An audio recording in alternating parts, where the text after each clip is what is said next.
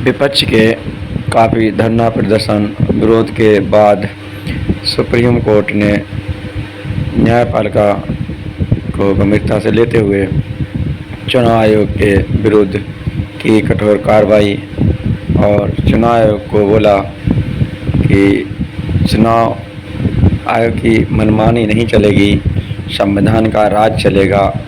चुनाव आयोग की रातों की नींद उड़ी और विपक्ष ने सबूत पेश करने को कहा। अगर विपक्ष सुप्रीम कोर्ट में सबूत पेश करता है तो चुनाव आयोग और केंद्र सरकार को संविधान के तहत जेल भी जाना पड़ेगा। गोदी मीडिया ये समाचार चलाने से कतराता है। सोशल मीडिया में दौड़ रहे समाचार को एक नज़र में देखने से पहले आप हमारे चैनल को सब्सक्राइब करें, लाइक करें, शेयर करना ना भूलें। साफ कह दिया, मनमानी नहीं, संविधान का राज चलेगा। और याद रखिए, ये हथौड़ा है, टीवी का माइक नहीं, जो मनचाही आवाज चलेगा। पूरी खबर हम आपको इस वीडियो में विस्तार से बताएंगे। सुप्रीम कोर्ट ने चुनाव आयोग की मनमानी पर कैसी सख्त टिप्पणी की है और उनकी गलतियों के लिए क्या बड़ा एक्शन होने वाला है। अगर आप सच्चाई जानना चाहते हैं तो वीडियो को अंत तक जरूर देखिए। वीडियो पसंद आए तो लाइक और शेयर कीजिए, चैनल को सब्सक्राइब करना न भूलें और कमेंट करके बताइए आप इस वीडियो को भारत के किस शहर या राज्य से देख रहे हैं। दोस्तों, बड़ी खबर सामने आई है और यह खबर गोदी मीडिया के गले से नीचे नहीं उतरेगी।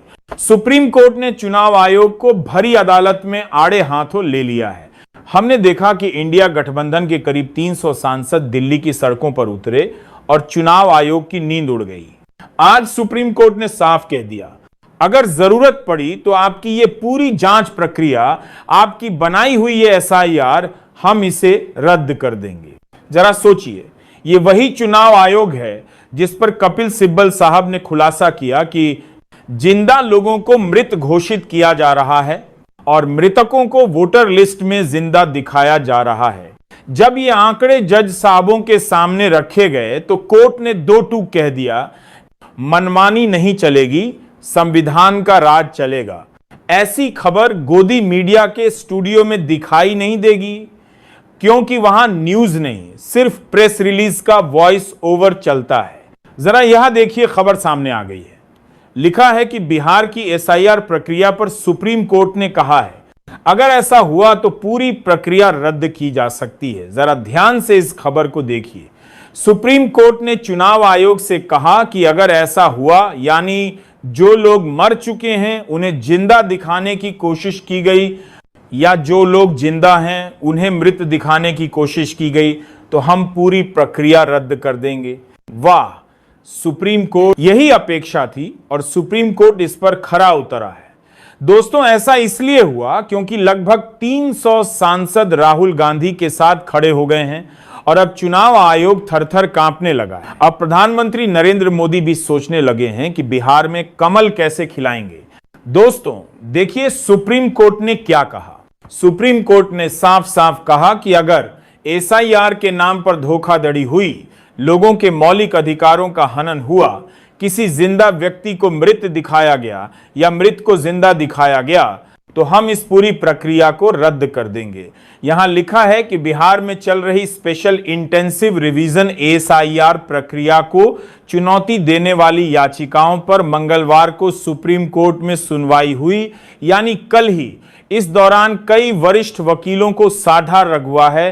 बड़ी बादी को दीवाने पर साथ बनी तरह से बड़ी गलबी देला एसआईआर प्रक्रिया को ने बिहार की वोटर लिस्ट के विस्तार पर आपत्ति जताई। वरिष्ठ अधिवक्ता कपिल सिब्बल और अभिषेक मनु सिंघवी के साथ वकील वृंदा ग्रोवर और प्रशांत भूषण ने सुप्रीम कोर्ट में दलील दी कि वोटर लिस्ट तैयार करने की प्रक्रिया कानून के अनुसार नहीं हुई है। उनका कहना था कि एसआईआर की यह पूरी प्रक्रिया गैरकानूनी है और इसमें सिर्फ मनमानी की गई है। अभिषेक मनु सिंघवी ने अदालत से याचिकाओं पर अंतरिम राहत देने की मांग करते हुए कहा कि यह पूरी प्रक्रिया चुनाव आयोग के अधिकार क्षेत्र से बाहर है। नागरिकता का निर्धारण करना चुनाव आयोग का काम ही नहीं है। आयोग यह नहीं कह सकता कि वह 2 महीने में 8-9 करोड़ वोटरों की नागरिकता तय कर देगा। दोस्तों, चुनाव आयोग का काम सिर्फ और सिर्फ निष्पक्ष चुनाव कराना है, बेईमानी से नहीं, पूरी पारदर्शिता के साथ।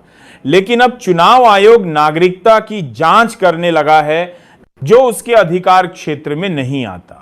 यही वजह है कि सुप्रीम कोर्ट ने सख्त रुख अपनाते हुए कहा है, अगर ऐसा हुआ तो हम पूरी प्रक्रिया को रद्द कर देंगे।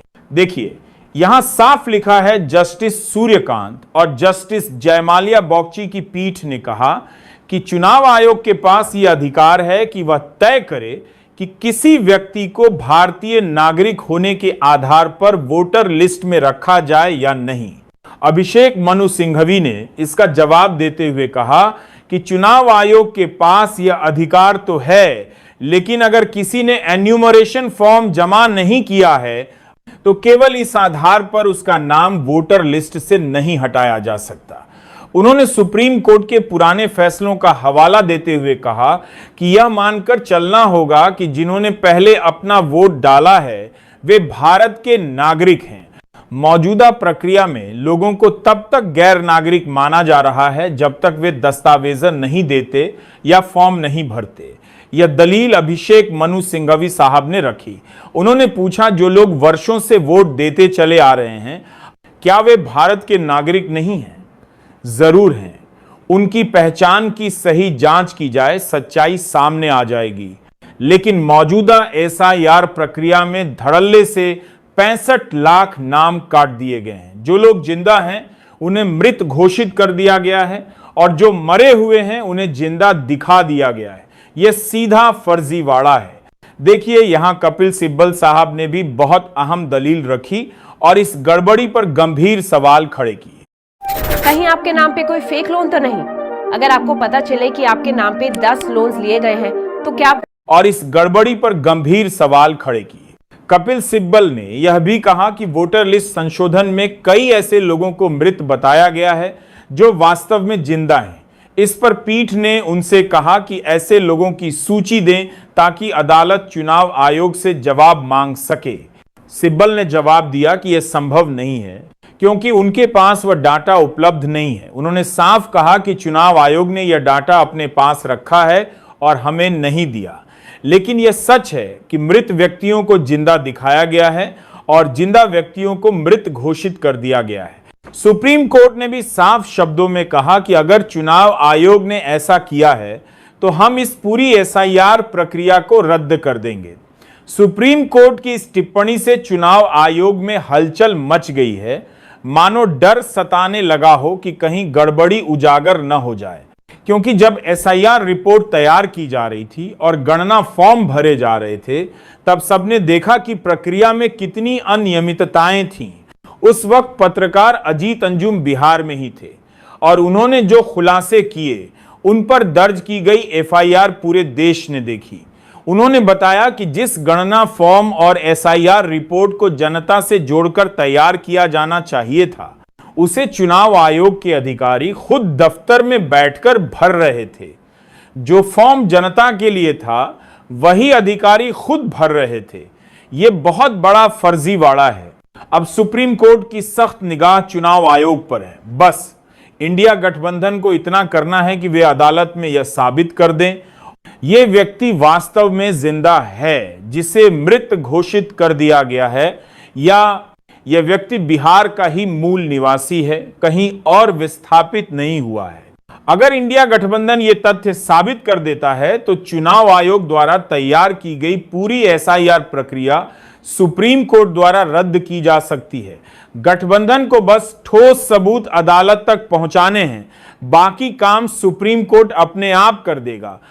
ये जो आंदोलन चल रहा है जिसमें इंडिया गठबंधन सड़क पर उतरकर एसआईआर को रद्द करने की मांग कर रहा है, अगर ये प्रमाण पेश कर दिए जाते हैं तो यह प्रक्रिया रद्द हो सकती है। तो दोस्तों, बिहार की एसआईआर प्रक्रिया पर उठते सवाल अब सुप्रीम कोर्ट तक पहुंच चुके हैं और अदालत का रुख साफ है। अगर गड़बड़ी साबित हुई तो पूरी प्रक्रिया रद्द हो जाएगी। अब नजर इस बात पर है कि कौन अदालत तक ठोस सबूत पहुंचा पाता है। आज के लिए बस इतना ही। अगले अपडेट में फिर मुलाकात होगी। नमस्कार।